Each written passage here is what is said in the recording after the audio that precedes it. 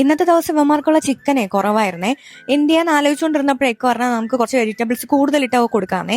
അങ്ങനെ ബീൻസ് എന്റെ വാക്യത്ത് വെച്ചു കൊടുത്തപ്പോൾ ഞാൻ പറഞ്ഞേക്ക ബീൻസ് ഒന്നും അവർ കഴിക്കൂല. പക്ഷെ ബെല്ലയ്ക്ക് ക്യാരറ്റ് ഭയങ്കര ഇഷ്ടമാണെന്ന് പറഞ്ഞേ. ക്യാരറ്റും വാങ്ങിച്ചോണ്ട് ഒരൊറ്റ പോക്ക്. പിന്നെ ഇസയ്ക്ക് ഇമാതിരി സാധനങ്ങളൊന്നും ഇഷ്ടമല്ല, നല്ല സാധനങ്ങളൊന്നും കഴിക്കാൻ അവന് ഇഷ്ടമല്ല. പിന്നെ ബെല്ലയ്ക്ക് കുറച്ച് അലർജിയുടെ ഇതൊക്കെ കുറഞ്ഞിട്ടുണ്ട്, ആന്റിബയോട്ടിക് കൊടുക്കുന്നുണ്ട്. പക്ഷെ ആഹാരം കഴിക്കാനൊക്കെ അവന് ഇച്ചിരി ബുദ്ധിമുട്ടുണ്ട്.